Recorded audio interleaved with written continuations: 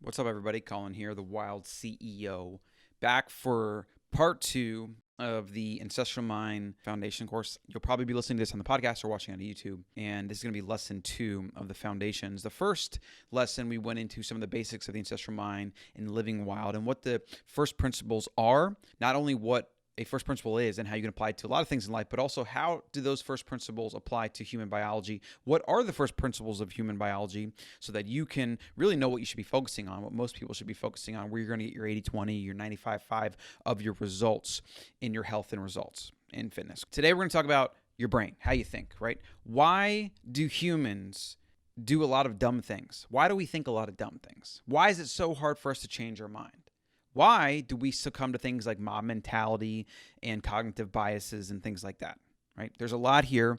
I'm not going to go into all the different rabbit holes in each one. What I'm going to do is I'm going to paint a broad picture trying to get you to understand like what it would be like in the wild, why your ancestors acted and thought the way they did, how that now affects you today, right? And the fundamental reality that all of us humans are designed for nature, yet we're born into an artificial environment. And that's why we get so many problems that we get, right? So let's just start by imagining what it would be like living as a hunter-gatherer, let's say even 40,000 years ago, 50,000 years ago, before human population became dense and before we moved to cities, which was more around the 12,000 to 10,000 year ago range, when human population, there was certain pressure because humans flourished, and then we were pressured to stay in individual areas and kind of settle down. And then we started farming and doing things like that. You know, there's a lot of theory as to why we did that. I think it's a combination of population pressure, because if you have lots of humans in an area and you're going out hunting every single day, there's going to be limited resources. And so it kind of forced people to stay in their areas and then find other ways to find food instead of just infringing on someone else's territory, which might not like that. And it might cause warfare and things like that. And so, I mean, there was warfare and there was a lot of this, but these are just pressures that shaped our species. There's also some theories around the fact that you need crops to have a consistent supply of alcohol. It's a really fascinating when you dive into that. Some evolutionary, anthropologists, biologists, I'm not really sure which one studies the history of humankind, probably a combination of all of them, but some of them believe that it was alcohol and us wanting to have a consistent supply of it that incentivized us to start growing food and cultivating and basically living as farmers, which is really crazy because living as farmers was harder, required more work. We had more nutrition deficiencies. There was more things like famine and drought and just all these other things that really made it harder on our species. Like hunting and gathering was a really great way of living if you really compare it to farming, okay? But that's not what today's topic's about. Today's topic is about why we think the way we think, right? The whole brand is the ancestral mind. I want you to build an ancestral mind. I want you to understand where you come from so that you can apply those principles to today so you can live better, right? Very simple concept, okay? Now, if you follow any of the movements like paleo and primal and any of these things that are focused more on food, that's great, and that's a lot of what we talk about, but I want a whole picture of the human animal, right? Because fundamentally, humans are animals. We are mammals. We are top of the food chain. Even though today we think of ourselves as this enlightened species and we're not animals, we don't belong to the animal kingdom, we're separate from it, whatever. This is just reality. This is biology. Like, why do you look at other animals in the animal kingdom and they do a lot of the same things humans do? They, reproduction, they have eyes, right? We have eyes. There's so much evidence to point to things like evolution, evolutionary biology, and now evolutionary psychology and things like that to, regardless of whether it's a religious thing or not, there's just too much evidence to ignore, right? And so humans are animals. That's a first principle. We evolved from other ape species and other hominids, and we're the last surviving hominid on planet Earth. It's Homo sapiens, right? Which, it actually means, I believe it means smart man, wise man. Yep. Homo sapiens in Latin literally means wise man. And that is attributed to our big brain. That is the largest brain in a hominid ever. And scientists attribute that to why we moved to the top of the food chain and other hominids died out, whether that was Neanderthals or whether that was Homo erectus, etc. So we are the last surviving human animal. that has dominated Earth and is now, to its detriment, pretty much pillaging and raping our planet and other species and et cetera. But let's not get into that. Let's kind of stay focused right now today, talking about why you think the way you think. I'm going to keep this a short episode. I want you to understand your psychology. A lot of what we talk about is understanding your biology, which is connected, and biology can lead to psychology, and your psychology can affect your biology, et cetera. It's obviously, you're a human being, you're a human animal, everything's connected. But for today's topic, let's just focus on the way you think and how that applies to all the BS we see in our modern world, right? With social media and the extremely divisive political landscape that we now have and all these things, right? I want you to first start imagining what it would be like if you were living in the wild. Now, before, like I said, 40, 50,000 years ago, I'm just making some estimates on the population size. Humans were probably more spread out compared to something like 10,000 years ago as human population flourished. There is a time, maybe it's 100,000 years, maybe it's 50,000, I don't know the exact time, but there's a time where a lot of humans in the wild could have lived their entire lives in small tribes and never once come across another human being outside of their tribe. Now, that is a very important first principle to understand when you're trying to understand human psychology, okay? It becomes a safety thing. If you were in the wild, and let's say you grow up, and it's a small 10, 20 people, and your tribe grows as you have kids and whatnot, but you stay together, you're family. If you were to be expelled from that tribe, it would be a death sentence, right? Because you need other people to help protect you, help watch at night when you're sleeping, help with hunting, help with foraging, etc., let alone raising kids. So humans evolved in small groups. That was our evolutionary niche that allowed us to hunt, to acquire resources better, to dominate other species, to fashion tools and spears, all these crazy things. But the human brain is the byproduct of these small groups. So that's the first principle. Now imagine you are in your small band. You move around nomadically often to wherever the animals move, to where water is, you kind of follow the food source, right? And every day you wake up, food's a primary consideration because there's no refrigerators or food preservation. There's no grocery stores. Every single thing that humans ate to survive to get us to where we are today in our modern world, they had to live off of the wild nature. Really fascinating and something we should all be grateful for because our species was able to actually do that and thrive. Now, you wake up one day, your tribe is going to go on its daily kind of hunting and foraging. Some of the estimates put 13 to 15 miles a day that humans would have walked on average, just kind of meandering around looking for food, looking for scavenging, looking for a kill, etc. So you would go out and do that, take up most of your day. You'd make your way back to wherever your campsite was, or you'd maybe move your campsite if that's what you were doing on that particular day. Imagine you kind of come to an open clearing.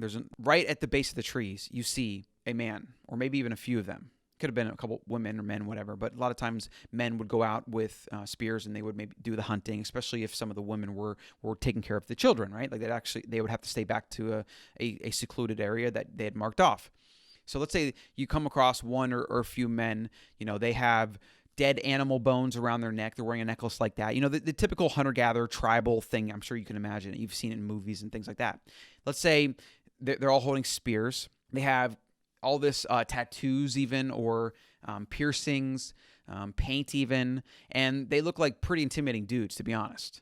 Okay, now let's say it's you and you're walking with maybe your dad, maybe you're 14, right? It's you, him, and maybe a couple of the people that you consider an uncle. In fact, back then everyone was pretty much a father/uncle because you didn't really know who was a father for the most part, but we don't get into that today. So you're walking with a few men from the tribe. You're learning hunting. At 14, you're actually pretty much a man at that point, right? And so it's you, and you come across these three dudes that are looking intimidating. They're just standing there with their spear. They're not making any movements. They're not saying anything. Maybe even their skin is darker than yours or lighter than yours. There's just a lot of things that make them completely different from you. Now, here's the thing. How do you think the best way to respond to that is? Do you think you should just go up and say, hey, let's be buddies, let's trade, whatever? The likelihood that you even speak the same language or can even communicate in any meaningful way is basically zero, especially at this time when humans did not come across other humans on a regular basis because the population of Homo sapien just was not that dense enough for this to happen. Obviously, as our species grew from 1 million, 10 million, 100 million to even a billion, which actually billions didn't even happen until we had I would say modern agriculture and cities and things like that, right? So there was one point where there was like maybe 1 million Homo sapiens on the planet, spread out over the entire planet. What do you do in that situation? Do you just go up willy-nilly? Do you try to make hand signals? Do you try to show that you're not being threatening? Do you just run? In most instances, it is always going to be better and this is one of these first principles. This is really the fundamental thing that explains modern human behavior and psychology. It's better to be safe than sorry. Now, let me explain what I mean by that and why that is. If you are a hunter-gatherer and you are not safe and always nervous that something's going to bite you or eat you or come out and stab you in the heart or whatever it is, if you are not careful, you would have died very quickly in the wild. There are just so many ways you can die. You can literally roll your ankle and have an internal infection from like a broken whatever, and you can die, right? There's not modern medicine. You get bit by a small insect and you could die. Other humans could literally kill you and eat you and take your women and children. If you weren't careful as a hunter-gatherer, your genes did not survive. So we can pretty much surmise that all humans, all ancient humans that led to you and me being alive today, your ancestors, my ancestors, are all traced back to very careful humans. That's first principle number one. The humans that survived in the wild were careful. They were vigilant in being careful. They were even to a point paranoid, because those hunter-gatherers that were born, and I'm sure there were plenty of them, the willy-nillys, the ones that like to be aggressive and walk around on their own and do all these things that, maybe the more careful hunter-gatherers would have advised against, well, they very quickly died and were weeded out of the gene pool. And as those people died, their genes were not able to reproduce, and so on and so forth. So it was a careful humans that lived longer and that had more children, thus led to you and I being alive today. We have paranoia and fear and all these things that keep us as safe as possible in the wild. That is the first principle of understanding human psychology. This leads to everything. Now, I could really talk about this for a long time. There's a lot of different rabbit holes to go down. But again, these lessons I want to be about 10 to 12 minutes, short and sweet. And I want you to be able to just start thinking about the higher order ideas, because that's how it's going to really build your mind. It's going to how you're going to train the way you think to understand why you do the things you do, understand your behavior, understand your psychology, etc. And then even more importantly, understand people around you. It's just going to help you in every single aspect of life when you can understand why humans tick, why they do what they do, why you have a proclivity to do what you do, etc. The first principle is humans are careful, even paranoid, because that is how our ancestors were able to not only survive in the wild, but also thrive in the wild. So if you come across other humans, especially at that time, 40, 50,000 years ago, when there weren't as many humans on the planet, it would have always been better, safer to be more careful. So maybe just running away is the best policy.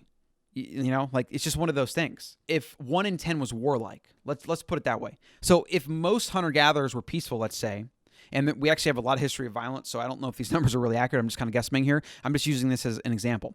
If 1 in 10 was warlike and 9 out of 10 were friendly, meaning every single time you came across humans like that in the wild, you didn't know them, you never seen them, and you decided, well, let's just go check them out, right?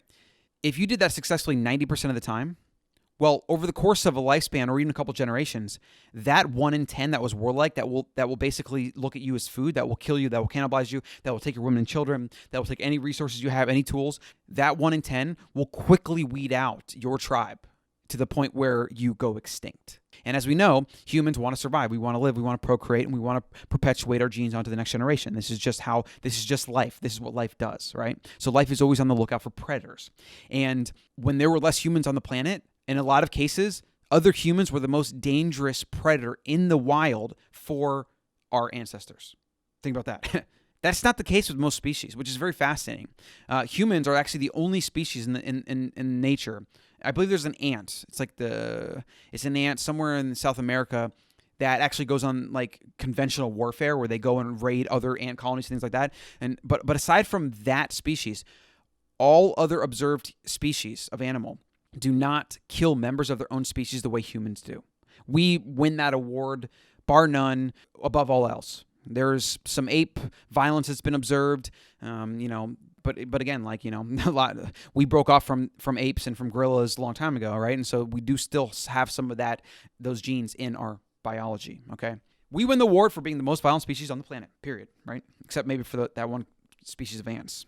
With that being said, we again understand you must be safe around other humans, because other humans, in a lot of instances, were the greatest threat to you and your survival. So therefore, we get into things like tribalism. Tribalism is, my group, us, me versus you, and anyone else is an outsider. Now, obviously, you can think about a million instances of this in our modern world. Even soccer hooligans get into violent fights and destroy things because their team loses versus another team, and it's just a freaking game where you kick a ball around a grassy court. I mean, that's literally a perfect example of the absurdity in our species, right? And it hasn't left us just because we have cars, planes, and automobiles, right? Trains, planes, and automobiles. That's the phrase. Understand that. Humans are violent. Humans are paranoid. Humans lend towards things like tribalism, which keeps us thinking the same. And let's unpack this because there's a couple reasons for this. It's not just about us first them, right? And it's not just about a means of kind of protecting you against other outsiders because like we said, humans, I would guesstimate in most instances, were the most dangerous predator to other humans. Your tribe and everyone else being them, that was a safe way to live. We didn't have the world we have today with 6 point whatever billion people, and you have to see them on a daily basis. It's why a lot of people like privacy. It's why a lot of us are kind of skeptical of outsiders or people we don't know or people that are different. You get into things like racism. You get into things like which is actually born out of tribalism, right? It's just one of those things. If you're white and someone is black and you happen upon them in the wild, or even let's just say when settlers started sailing ships around and using their guns to basically dominate native peoples, white people came on land and you were black or Aboriginal or Spanish or whatever, or I guess Mexican, before we even had nationality, let's just say South American. Yeah, that's a better way to say it. What do you think you would think when these people that a lot of times we call them a ghost or like white ghosts or think there's all these names for them, they look completely different from you.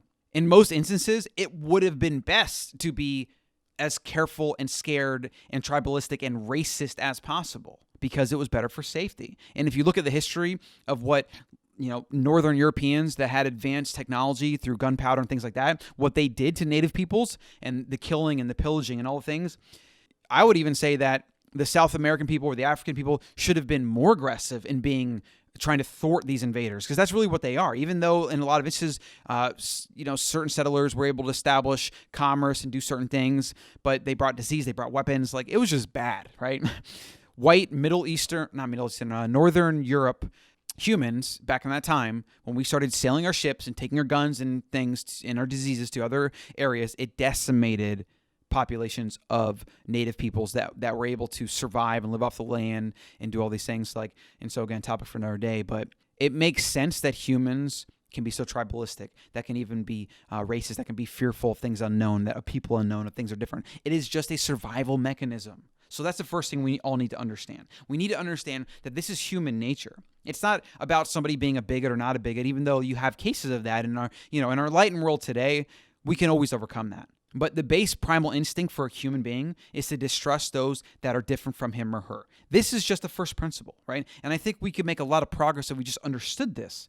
Instead, we have all this social media, hate spewing and calling people racist and bigots and all this stuff. And a lot of it's uneducated. A lot of it is actually creating more divide than bridging divide. And so it's a lot of it's nonsense, to be honest. But it does exist, right? There's tribalism and racism alive today full and well. And it's tragic, and humans are going to hopefully overcome it in time, but it's still there. It's just a base primal thing built into our DNA, built into our species, built into our mindset. And I think understanding it is the most important thing, because when you understand the why do people lean towards being tribalistic or racist towards people that are different than them? Well, in the wild, and our ancestors, they had to do it, or they would have died out very quickly, right? So we all evolved from ancestors that were very careful and that were tribalistic because that's how they survived, right? Now, let's look at beyond just the us versus them. Tribalistic tendencies and things like religions and gods and really strong belief system, which leads us into heuristics and cognitive biases, which we'll kind of close this episode out on. Those are all byproducts of that tribalistic groupthink mentality. When we lived as hunter-gatherers in small groups, we were one big family. We might not always agree, but generally, hunter-gatherer societies were very egalitarian, meaning every person was equal. Every person contributed or needed to contribute, or they could potentially be expelled. And you shared food, and you shared resources. You even shared mates. There wasn't things like marriage, and there weren't things like I own you or you own me. Like, this just didn't exist. All the stuff of society is a byproduct of personal property, which was rooted in settling down as farmers and growing a plot of land and saying, this is my land, this is my food, etc., and then having to protect that. And then you get into warfare and defense and weapons, etc. We'll get into that maybe episode 3 or 4. Humans that could better work together, that could better communicate, that could better have shared belief systems, that could believe in the same things, that could have the same rituals and rites and passages and all these different things that you find in these different pockets of hunter-gatherers around the world even today. These helped our ancestors survive, even thrive in the wild. It kept us safe. a way for us to communicate who was part of the group and who wasn't, things like that. It was a way that humans carved out an evolutionary niche that allowed us to hunt together better, to protect each other better, and to thrive, to be able to raise offspring and perpetuate the species into the future.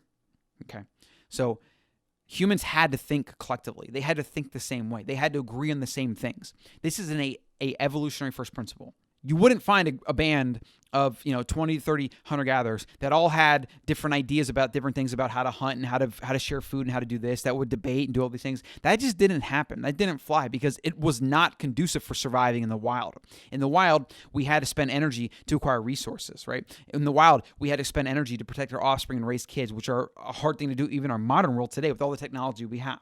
If there was a lot of discontent in a group, a lot of times you would actually see the groups would actually split off, right? If, let's say, you got to 40 or 50 humans and you started having pockets of resistance where this group believed that or that group wanted that or whatever, well, sometimes you might have groups that would split off and go their own separate ways. There's even a number to suggest known as Dunbar's number, which it's used even in business, but it's the idea of 150. 150 number of humans together in a group seems to be the number to which humans can't maintain relationships past that or an understanding of the relationships past that. Right? And so it's this idea that if a hunter-gatherer group would have reached 150, it almost always would have split off after that because you would have just been too disconnected and there would have been too many kind of strangers. You wouldn't have been able to follow who's this, that, or whatever, who's good at this. It just would have been hard to manage the relationships in that amount of people. And we see this even in companies that kind of organize business units around 150 where they will have a plant or an office that will never go higher than 150 because then they'll go off somewhere else. And there's a lot of interesting research around that. But it basically was about the human mind being able to manage something like 150 people with relative familiarity to be able to know them and maybe even have a relationship with them. But beyond that, the human mind just cannot handle it, okay? This leads us into bias and heuristics, okay? Now, a bias is something that we kind of think is the case, but it's usually at the detriment of something else. So closed-mindedness or thinking it's this way and you're right and you're not open to other ideas. And typically very rigid. Biases are rigid, meaning it's hard to just change your mind and see it another way. Heuristics, on the other hand, the rough translation is rules of thumb. So a good heuristic is don't go into the cave at night when you can't see anything, especially since a lot of predators might be sleeping there, etc. Don't do things in anything in the wild when you don't really have people with you, backup or a stone or spear, whatever. Be careful when going into this part. Be careful when drinking water by a lake because an alligator can jump out and attack you. There's these heuristics that our ancestors would have developed and passed down that would have helped their tribe and their children and things survive better. Right? And that's why we have a lot of these heuristics today. The human mind is designed so that certain things that are kind of better safe than sorry, we need to be able to make split-second decisions in instances like that. And so, for example, coming across another human, maybe they don't even see you and you glance at them, your best bet and a good heuristic probably would have been to just run the other way as fast as you can, not draw any attention, etc.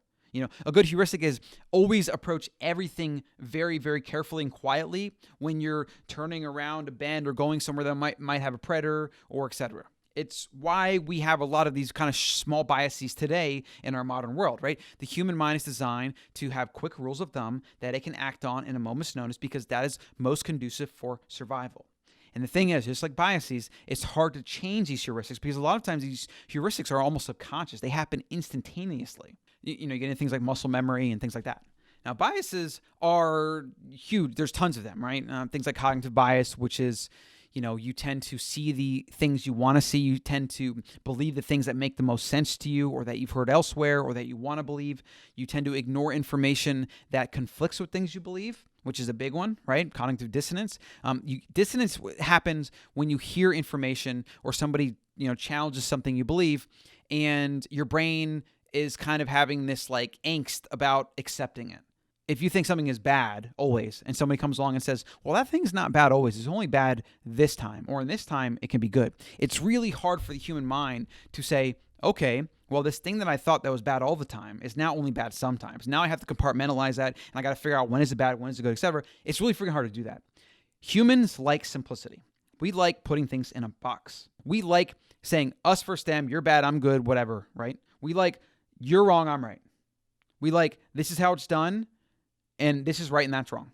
Whether it's nutrition, fitness, health, politics, people, etc. We don't like gray areas. And this is because gray areas requires more energy to utilize properly. Remember how we talked about heuristics being something that helps you stay alive in the wild, and it's quick, it's even subconscious? Well, that is very important for the human mind because it takes calories to think.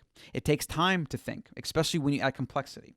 Anything that's gray, and most things in the world, in our modern world, are gray. They really are. Politics, food, nutrition, everything. There's so much gray, which is why I like focusing on the first principles, because the first principles are pretty much truisms you can build on top of, right? Well, when the human mind has to interpret gray or think about gray, it's complexity. It requires more energies, more calories, okay? And we try to conserve calories in the wild, right? Because calories weren't as abundant as they were today.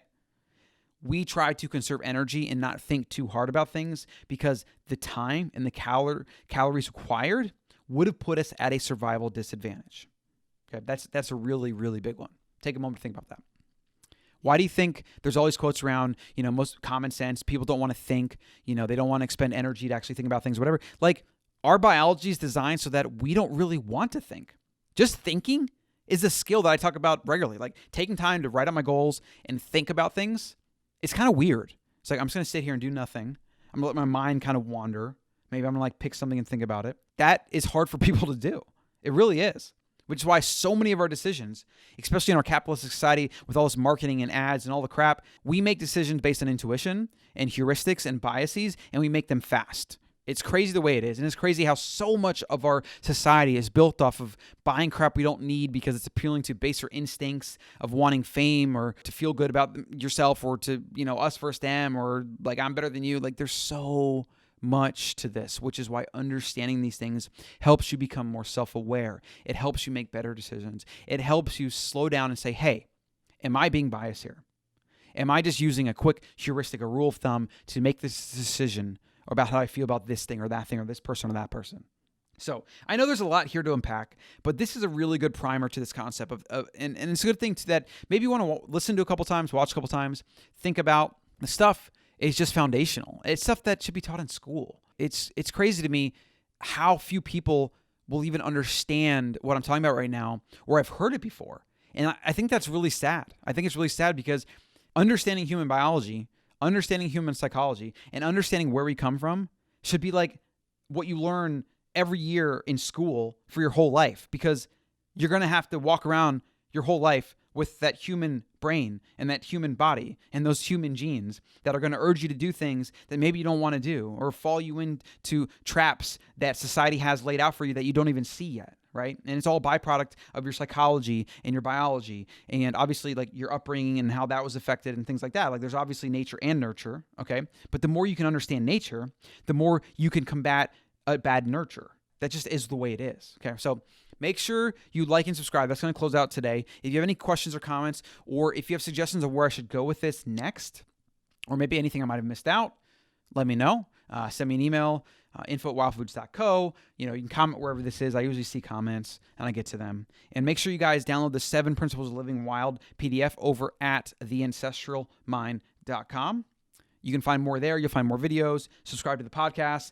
If you're on YouTube, make sure you subscribe and put the notification bell on so you can get all the goodness. And that's going to be it. Thanks for listening.